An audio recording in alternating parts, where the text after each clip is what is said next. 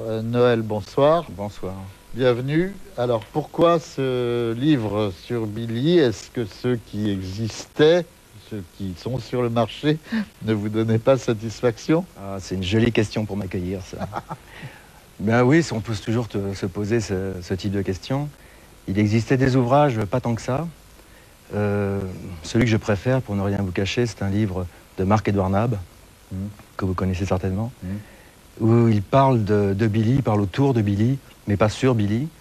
Et les autres, effectivement, ont leur utilité, mais chacun veut donner sa version amoureuse, parce qu'avant tout, c'est une histoire de passion, presque charnelle. Ok. Alors, présentez-vous en quelques termes, Noël, parce que vous avez beaucoup d'activités. Vous êtes parisien, maintenant vous habitez à Cahors, Oui. ce qui explique sans doute les 8 kilos que vous avez pris depuis Oui. notre dernière entrevue. Vous êtes gentil, Philippe. C'est quoi? C'est le Non, coup de canard farci? Coup de canard farci, foie gras, cabecou. Ouais. Voilà. Vous avez apporté tout ça, j'espère, pour après? On en parle après. Ok, alors non, présentez-vous sérieusement. Oh, les casquettes ont été multiples. On s'est croisés il y a une petite quinzaine d'années à Jazzot, donc j'ai écrit sur la musique. Après, je suis devenu producteur. Dans ce métier, il ne faut pas être jugé parti. Donc à partir du moment où on produit, il ne faut plus écrire. Il ne faut pas jouer le jeu des apparatchiks et des mafieux dont vous parlez, là, à propos de Tony Bennett. Il faut être très clair. Donc j'ai produit du jazz et puis autre chose aussi, la chanson française. Et puis je suis revenu à mes amours de l'écriture, romans, biographies, etc. Jusqu'à ce Billy qu'on présente aujourd'hui. D'accord. Alors, moi, je dirais que vous faites partie des écrivains lisibles. C'est gentil. C'est-à-dire enfin un compliment. Oui. Moi, je reviendrai alors. Non, que votre langue est belle, qu'elle est riche, Pas chargé. qu'elle est agile et palpitante, mais justement, je me demande si parfois elle n'est pas un tout petit peu chargée. Par exemple, j'ai lu dans ce livre sur Billy Holiday, vous parlez à un moment du guitariste Freddie Green, qui était le swing personnalisé. C'était le monsieur qui n'a jamais pris de solo et qui assurait l'élasticité merveilleuse de la section rythmique de chez Count Basie. Alors, à la page, je ne sais plus combien, la guitare de Freddie Green est de marbre, et un petit peu plus loin, elle est inoxydable. Alors, une guitare en marbre... Mais avant, je dis d'autres choses sur Freddie Green. Vous avez une lecture parcellaire. Non, mais une guitare en marbre inoxydable... C'est l'aspect complètement immuable et déjà sacralisé. C'est une vraie statue, une vraie sculpture du jazz, Freddie Green. Voilà. Ok, non. On ne le déboulonnera pas comme ça. Il est effectivement inoxydable. C'est un magnifique bronze. Et voilà. D'accord. Bon, vous en sortez bien, mais c'est vrai que votre livre est très agréable à lire, qu'on y apprend pas mal de choses. Comment vous expliquez cette fascination que Billy Holiday a de tout temps exercée sur les gens de plume? Pour les gens de plume et les autres. Les gens de cinéma également. Les autres aussi, mais parce enfin, que je veux dire... c'est un destin tragique. On n'oserait même pas l'inventer. C'est chargé, c'est pire que Dickens. À la limite, c'est ce qui m'a un peu dérangé quand j'ai abordé cette biographie. Je voulais pas faire dans le pathos, sans rajouter. L'idée, c'était vraiment d'être avec une caméra au point, de faire du travelling et de la suivre pas à pas, très amoureusement, sans complaisance non plus, parce que parfois, elle pète les plombs, et il faut le dire, et le personnage est troublant. Je pense que tout le monde est fasciné, parce que je crois que les hommes sont fascinés, mais les femmes également. Il y a un pouvoir de séduction énorme. Et une esthétique. Voilà.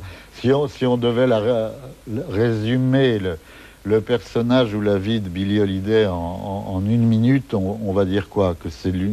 Je vous laisse parler. Moi, je sais ce que je dirais. Allez-y. En une minute? Oui. Ben, je vais citer l'exergue de Marc-Édouard Nab que j'ai mis au début du bouquin. C'est que entre vous et votre femme, il y aura toujours Billy Holiday. Voilà. D'accord. C'est un peu court? C'est un peu court. C'est ça. D'accord, mais enfin, c'est une vocaliste noire américaine qui a traversé le jazz un petit peu comme une étoile filante. Pas si filante que ça, quand même. Bon, elle est morte, c'est jeune, mais elle s'est installée solidement. On parle toujours des drames, la toxicomanie, etc., des problèmes conjugaux, mais elle a connu le succès, l'argent... elle a eu une réussite aussi, qu'elle a détruit. Donc c'est pas vraiment l'étoile filante telle qu'on l'entend, c'est-à-dire qu'il passe et puis que... D'accord. C'est pas quelque chose de fugace qui a installé définitivement. Moi, je pense qu'il y a plusieurs époques dans sa carrière liées aux troubles, aux maladies, tous les aléas de la vie. Et certaines personnes, il y a des polémiques, comme toujours en jazz, hein, vous êtes bien placé, vous savez comment c'est, les anciens, les modernes, etc. Et alors pour Billie Holiday, souvent, les gens disent, moi j'aime beaucoup la période des années 30, là où, l'époque faste, elle est en pleine santé, elle a le grain de la voix, elle est solide. Et puis j'aime moins la période, mettons, Verve, où elle est complètement cassée. Quand on aime Billie Holiday, on aime tout. D'accord. Non, mais ok. Et pour la définir, on peut dire que c'est une chanteuse qui est restée presque à part, que ce qui a bouleversé les gens, c'était cette voix prodigieuse, bourrée de sensualité. C'est au-delà des mots, au-delà de la technique. Bon, moi, on a tous notre panthéon et nos artistes de chevet. Je pense que Billie Holiday, il y a une trinité dans la musique. Hein, c'est La Calas, Kalsoum et Billie Holiday. D'accord, ok, ben comme ça on l'a mieux cerné.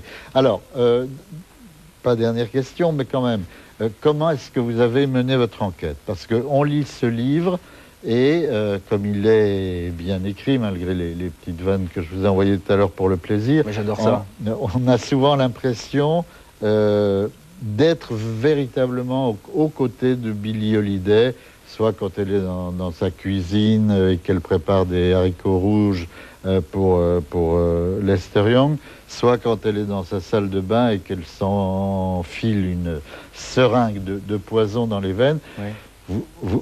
On est à côté d'elle. Mais alors, moi, la question que je vous pose, c'est est-ce que vraiment tout cela il y a un véritable respect de l'événement, ou est-ce qu'à un moment, l'écrivain, le romancier n'a pas envie de se laisser aller un petit peu? Non, il y a peut-être un certain lyrisme dans l'écriture, mais tous les éléments, notamment sur la vie quotidienne et ses détails, qui pourraient être affligeants si c'était inventé, sont réellement des témoignages.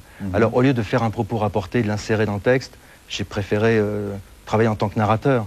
Mais le détail auquel vous faites allusion, effectivement, elle boit de la bière, elle prend des pilules et elle s'achève à la salle de bain avec une seringue. Enfin, il y a une vérité pointue là-dessus. Alors je me suis servi des documents classiques, archives de presse, un bouquin d'un Américain qui s'appelle Donald Clark aussi, qui a fait un travail très sérieux, qui a dû interviewer tous les voisins de palier de Billie Holiday, comme font les Américains, c'est-à-dire très très méthodique. D'accord.